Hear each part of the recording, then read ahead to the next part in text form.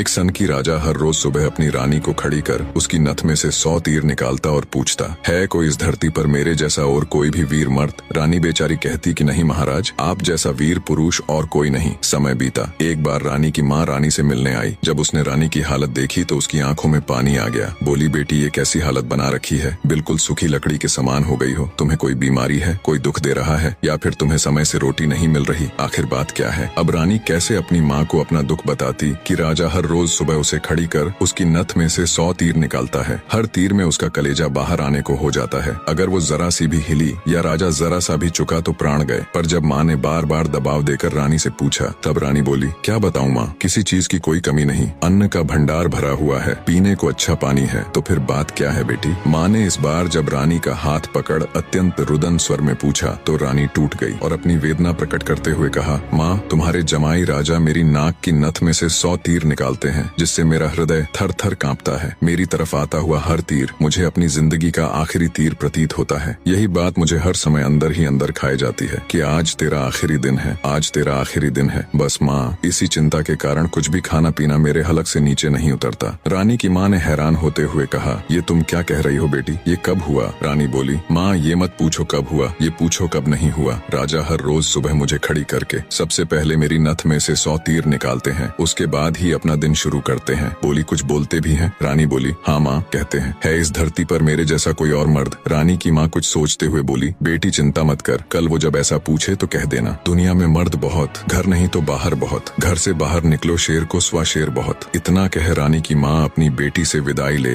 अपने घर चली गई। अब रानी को इंतजार था तो बस अगली सुबह का। राजा ने सोती हुई रानी को हाथ पकड़कर उठाया और कहा, रानी आ जाओ, समय हो गया। रानी ने सोचा, हे भगवान, बस आज और बच जाऊं, फिर तो जो माँ कहकर गई थी वो बोल दूंगी। और उठकर बाग में जाकर आंख बंद करके अपनी नथ पकड़कर खड़ी हो गई। राजा ने रोज की तरह एक के बाद एक 100 तीर रानी की नथ में से निकाले। तीर निकाल राजा बोला, बोल रानी, है दुनिया में मेरे जैसा कोई और शूरवीर मर्द? रानी हिम्मत जुटा बोली, महाराज, दुनिया में शूरवीर मर्द बहुत, घर नहीं तो बाहर बहुत, आप बाहर निकल के देखो, शेर को सवा शेर बहुत। राजा हैरान होते हुए बोला, ठीक है रानी, अगर यही बात है तो कुछ खाने का सामान दो, मैं जा रहा हूँ बाहर शूरवीर मर्द देखने, मैं भी तो देखूं है कोई मुझसे ज्यादा शूरवीर मर्द इस दुनिया में। थोड़ा बहुत खाने पीने का सामान ले राजा निकल पड़ा। चलते चलते एक कच्चे रास्ते पर हो लिया। थोड़ी दूर ही चला तो आगे देखा, एक आदमी रास्ते के किनारे पर लेटा ऊपर की तरफ एकटक देख रहा है। राजा को बड़ा कौतूहल हुआ। ऊपर की तरफ देखा तो उसे सिवाय सूर्य की तेज किरणों के कुछ दिखाई नहीं दिया। गया जिज्ञासावश उसके पास और पूछा, क्यों भाई, ऊपर क्या देख रहे हो?